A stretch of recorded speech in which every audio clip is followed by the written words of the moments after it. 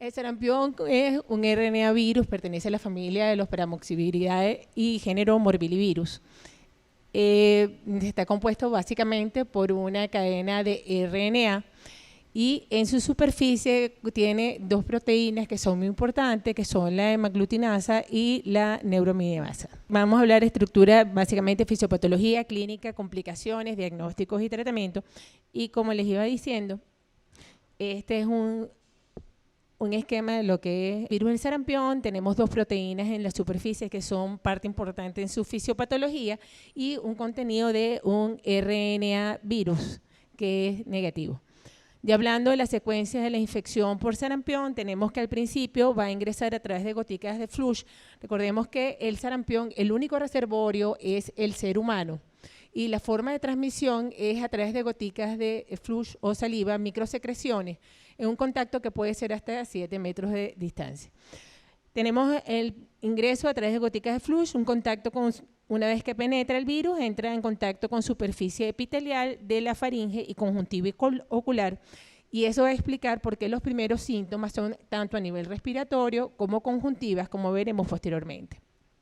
Una vez que penetra, va a causar infección a los linfocitos regionales, células epiteliales vías respiratorias, células dendríticas, monocitos, linfocitos de ganglios adyacentes.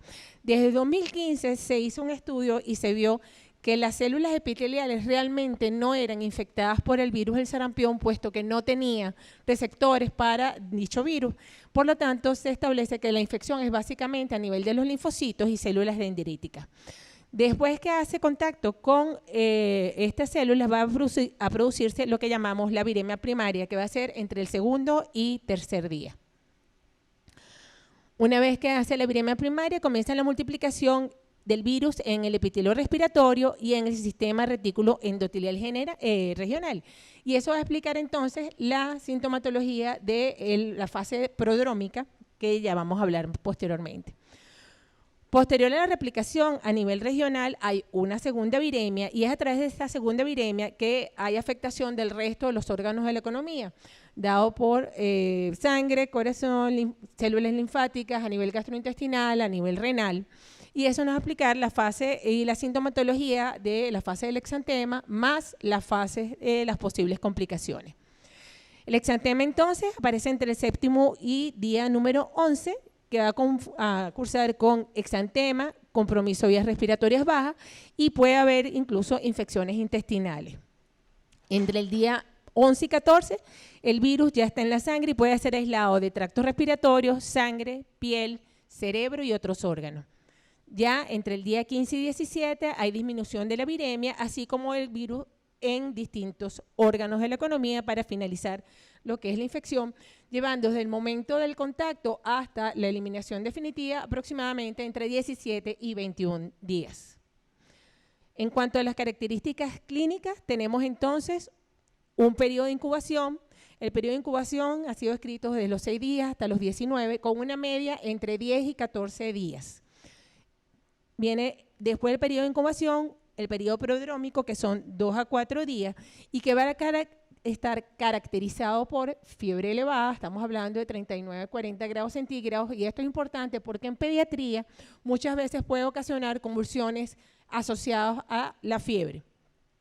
Tenemos las 3 características importantes de este periodo: tos, coriza y conjuntivitis. De hecho, se describe el sarampión como el niño con cara sucia, es un niño que se ve con esa carita mocosa, ojitos llorosos, ¿no?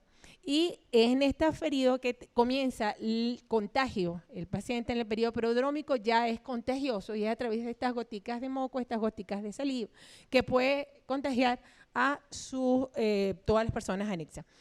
Característica importante en este periodo, y es que es patoneumónico y que debemos buscar en el examen físico, son las manchas de Koplik. ¿Qué son las manchas Koplik? Son puntos perlados con base eritematosa que aparecen a nivel de los carrillos, la mucosa de los carrillos, a nivel del segundo molar. Aquí vamos a ver la siguiente. Ok. La foto, aunque no nos ayuda mucho, vemos entonces estas manchitas blanquitas sobre un fondo eritematoso y es lo que corresponde a las manchas de Koplik y tenemos que buscarlo, ¿ok? Entonces es importante en el periodo actual donde estamos esperando que llegue el sarampión a Caracas en cualquier momento, todo paciente que curse con cuadro febril, que tenga conjuntivitis, que tenga rinorrea, busquemos al examen físico las manchas de Koplik. Aquí tenemos otro, se ve un poquito mejor, vemos que está entonces a nivel del segundo molar, cara interna, y vemos este fondo eritematoso con esas enantemas, esas manchas blanquecitas perladas. También tenemos la conjuntivitis característica de este periodo prodrómico.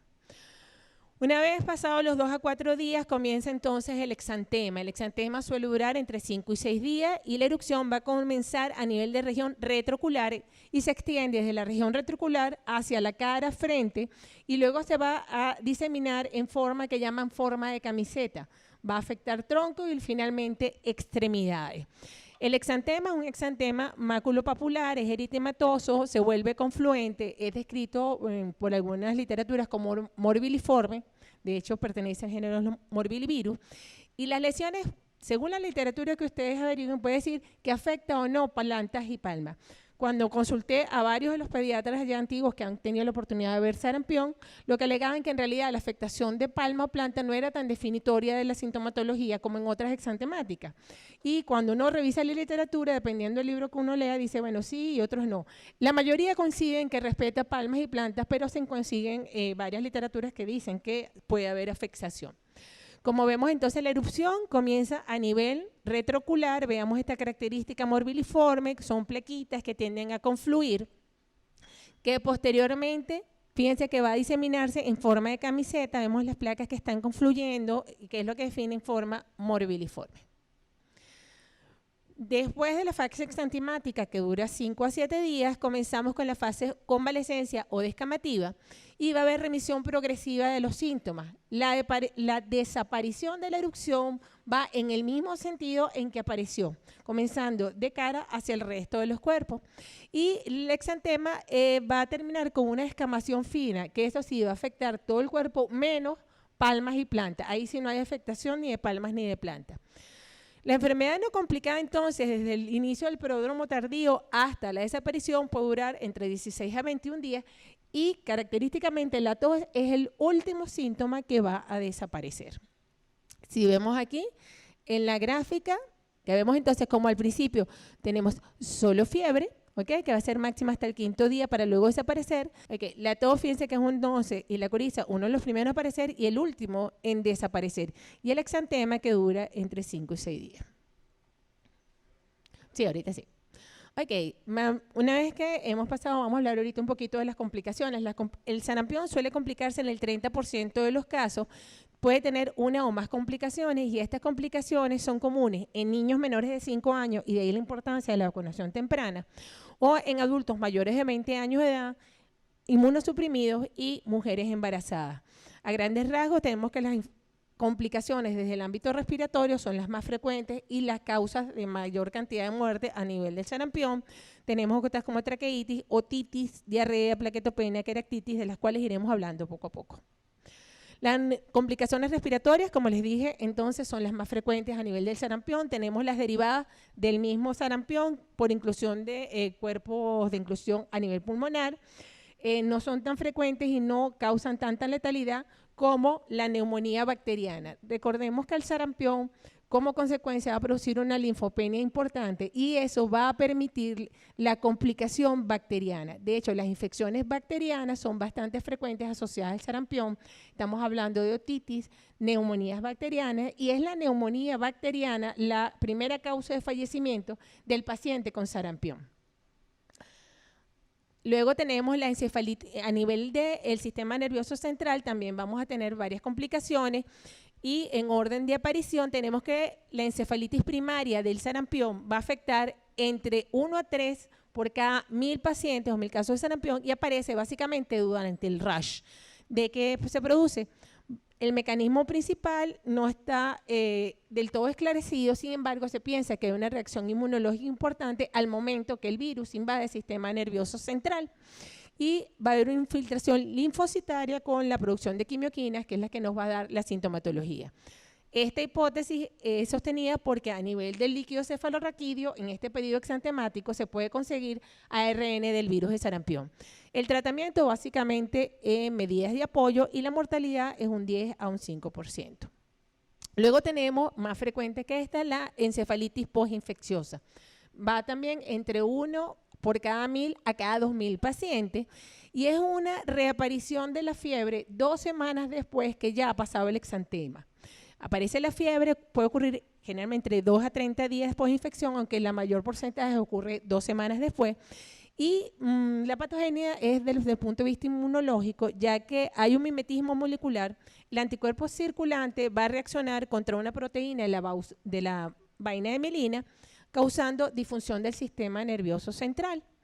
Va a causar con cefalea, convulsiones, alteración de la conciencia y la severidad puede ser de moderada a severa. Puede dejar secuelas neurológicas y en esta complicación se amerita el uso de gamma-globulina o corticosteroides. La mortalidad en niños es del 5% y en adultos 25%. Luego tenemos las complicaciones oculares. Desde el punto de vista ocular, la queratitis es una de las más frecuentes, que inclusive puede terminar en ceguera. También estamos, por supuesto, la más frecuente es la conjuntivitis, que forma parte del periodo prodrómico. A nivel de oídos, no solo es la otitis bacteriana, complicación del sarampión, sino que adicionalmente puedo tener afectación del nervio auditivo y ocasionar como consecuencia del sarampión sordera.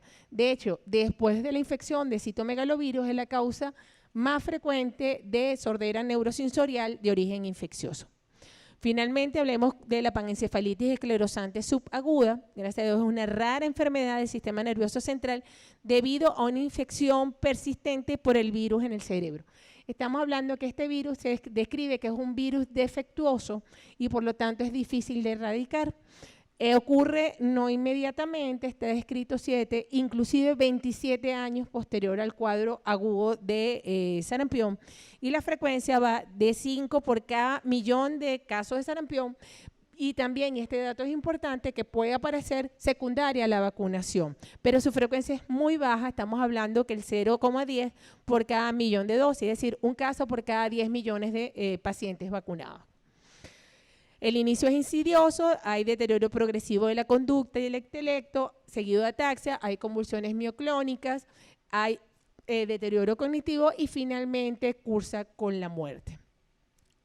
Diagnóstico, lo que vamos a encontrar son títulos elevados de anticuerpos contra el virus de sarampión a nivel del líquido cefalorraquídeo.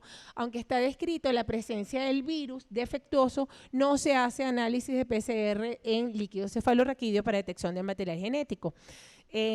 Hallazgo importante, las imágenes de resonancia magnética permiten monitorear la progresión de la enfermedad y qué es lo que vemos inicialmente. Primero hay una afectación de la sustancia gris, luego hay desmielinización a nivel de la sustancia blanca, principalmente a nivel periventricular, y finalmente afectación del tallo. Ya cuando hay afectación del tallo hay cese de funciones vegetativas y ahí es cuando viene el fallecimiento de la persona.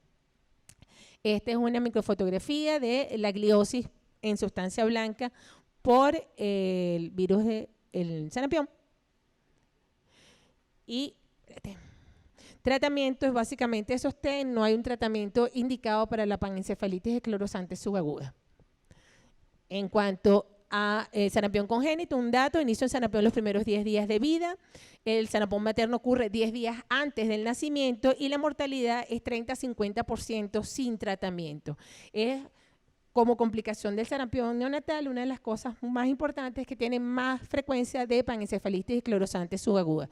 Y en los recién nacidos expuestos postnatalmente de madres no inmunes también corren riesgo de sarampión y graves complicaciones.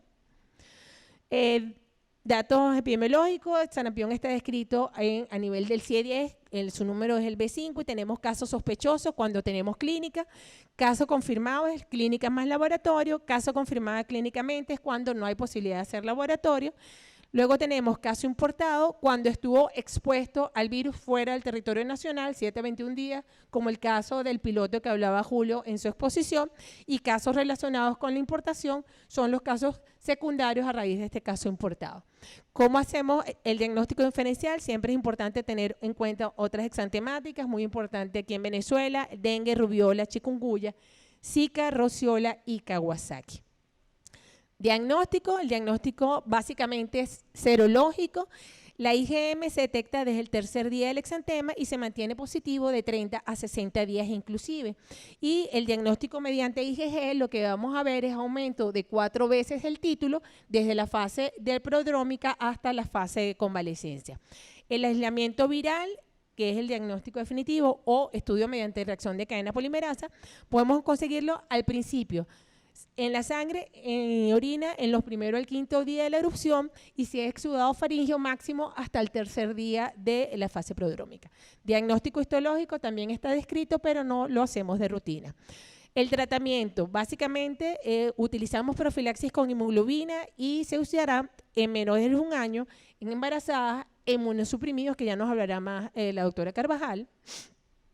Y la OMS recomienda el uso formal de vitamina A en todo paciente con sarampión a una dosis de 50.000 unidades en lactantes menores de 6 meses, 100.000 si va de 6 meses a 11 meses y 200.000 unidades para todo mayor de 12 meses de edad.